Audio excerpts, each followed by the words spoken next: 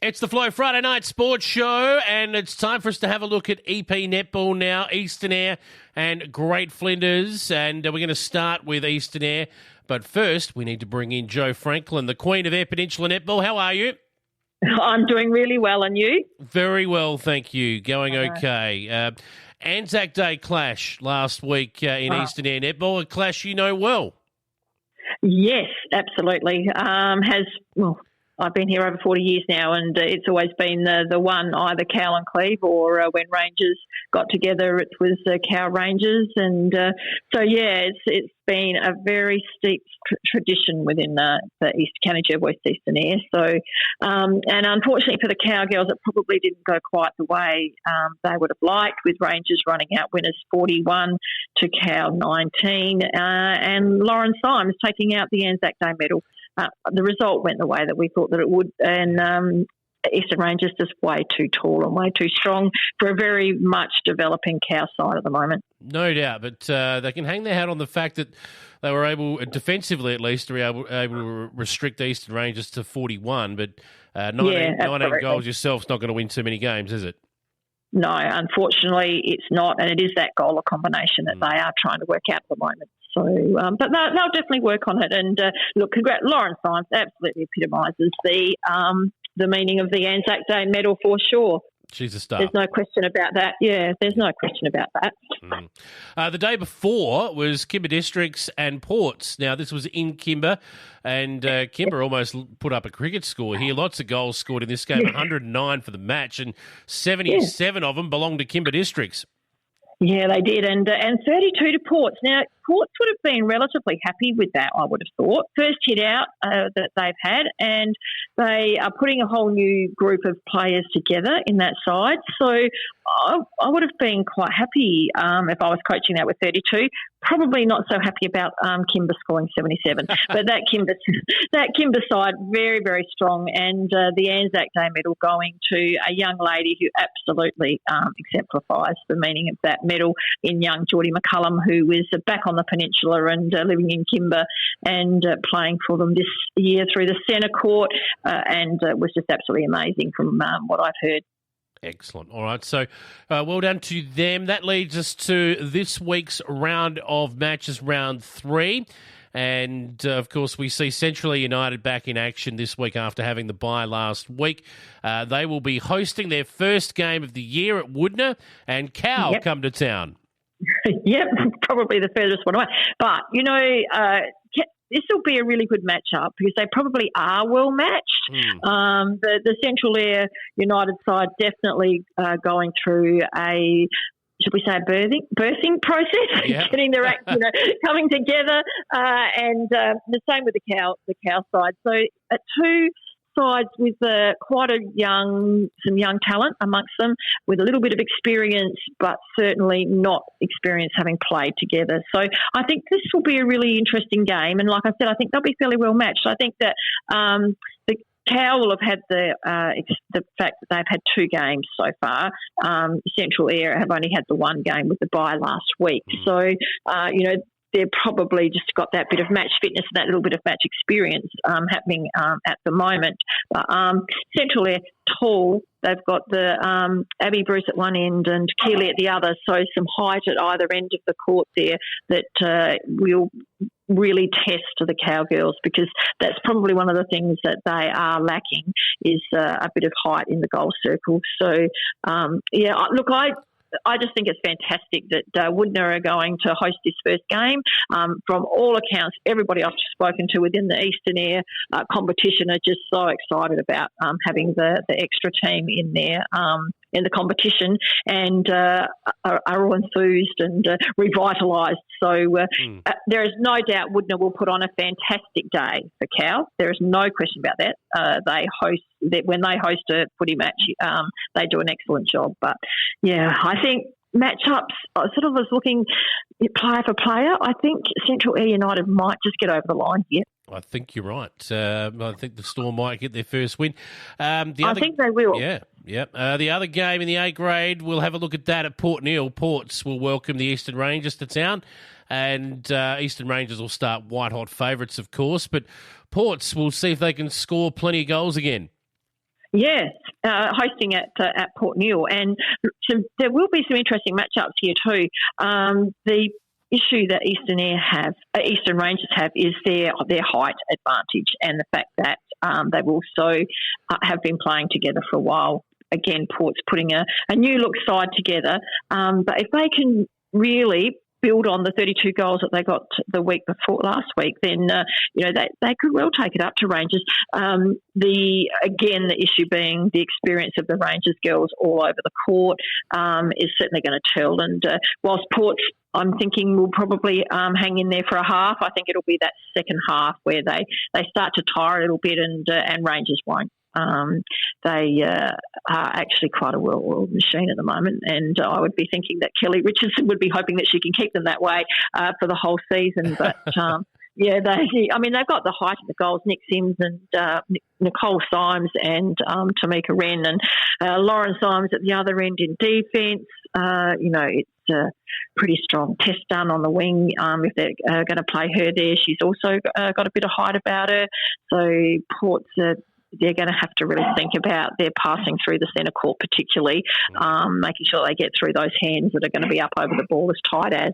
All right, well, I think we're all in agreement there, the Eastern Rangers by a few, but should be an interesting round of netball there in Eastern Eyre. Let's move to Great Flinders now and have a look at, first of all, what happened last week. 3 matches were played, and we're going to start with Elliston Districts, who took on Cummins Cougars in what we thought was the match of the round. It didn't turn out to be the closest result of the round. It was still a cracking game, though.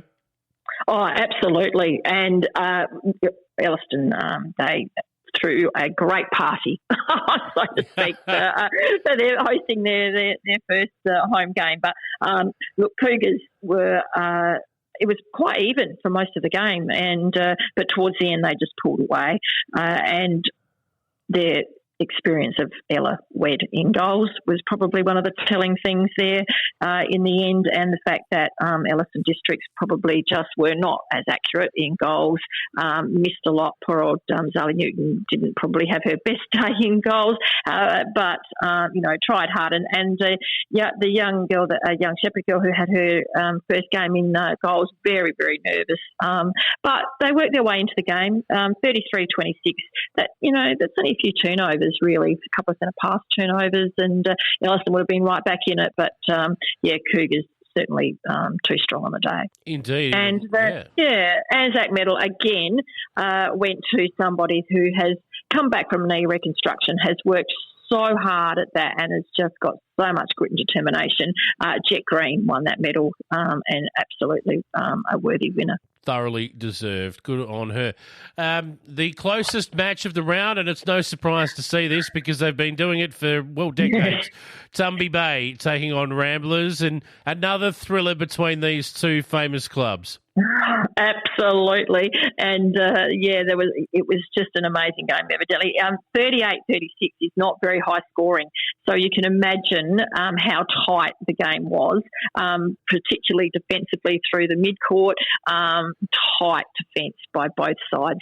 Unfortunately, having spoken to the Ramblers coach, Keeley, very, very disappointed with her goal accuracy. She thinks that she probably shot about 30%, which, as we know, is not good for an A-grade goalie. However, extremely nervous in her first game as a coach, and her first game for the Rambler Netball Club, and her first game against Hume Bay as such. So all those nerves running through her, I told her that things are only going to get better from there. But 38-36, couldn't get any closer than that. And the Jean Carter medal there, we all know this lady. She's been around playing A-grade netball for quite a while now, and we know how she takes her netball so seriously. The Jean Carter medal went to Stacey Curtis, and again exemplifies all of the Anzac. So, that's about what happened in that game. Outstanding game of netball. Tumby gets the win by 2 goals. And the last match of the round was at Lock, and this was not a close one at all. In fact, the Lock girls, they've got some new recruits, and they are flying early. 54-36 over United Yolanda. A big win for them. Yeah, it was a big win for them, and their coach Tara Walsh was very, very happy about that. She hasn't had a win like that for a long time, she tells me. But they are putting together a really nice combination there, and she's really looking forward to that. Quite excited about it, and unfortunately for Yolanda, putting together a whole new group of players and quite young, quite inexperienced, some of them, and did struggle a little bit with the pace of the game, playing A-grade level.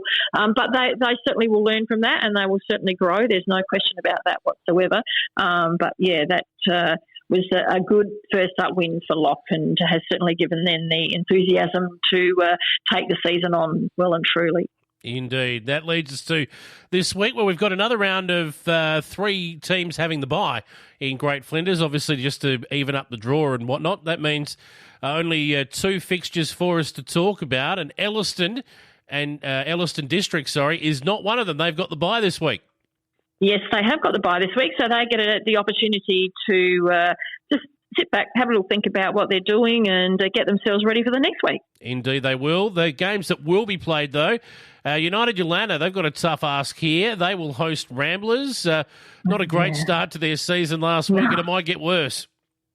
Yeah, it could. Look, Ramblers will certainly come out firing, all guns firing, and be wanting to redeem themselves from last week. There's no question about that.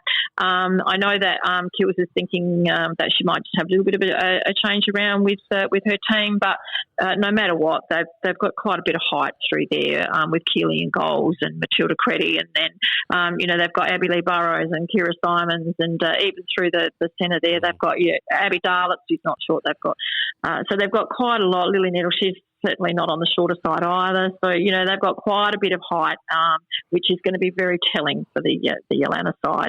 Look, those young Yolanda girls are going to give it a real crack. There's no question about that. And they are hosting it out at Karku.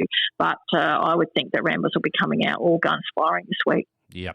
A bit further east at Ungara will be the Eyre United girls, who will host Lock, who will make the journey over there and will start red-hot favourites to win this for the first time in a long time. Eyre United have slipped a bit, obviously. Hopefully they get a few players back. Yeah, I think so. Look, Patrina's doing a really good job with those girls, and certainly trying to put her faith in some of the youth, and they won't let her down. There's no question about that. But look, Tara has put together a really nice-looking squad with those Lock girls, and I just think that, for the first time in a long time, they could well be running into several of the games this season as favourites, and I don't think that tomorrow will be any different. So, I think that Lock will be too strong, and Eyre United, they'll give it everything. There's no question about that. Like Marty Mason running through the middle, she's never going to give up. So it'll be quite interesting, but I think that Lock will just be too good on the day. And their first home game of the year too, the Saints. So they'll be up and about for that. But anything else before we wrap up, Joe?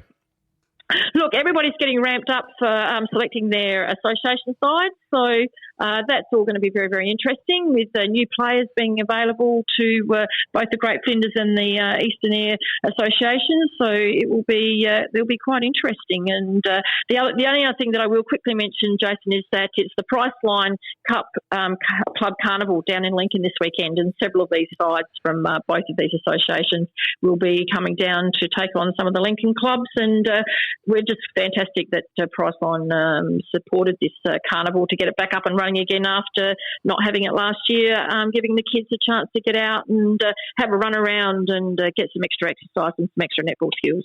Excellent. Good luck to them. We'll find out how that goes next week when we catch up. Until then, enjoy the weekend's netball, Joe. Yep, we certainly will, and you have a great weekend too.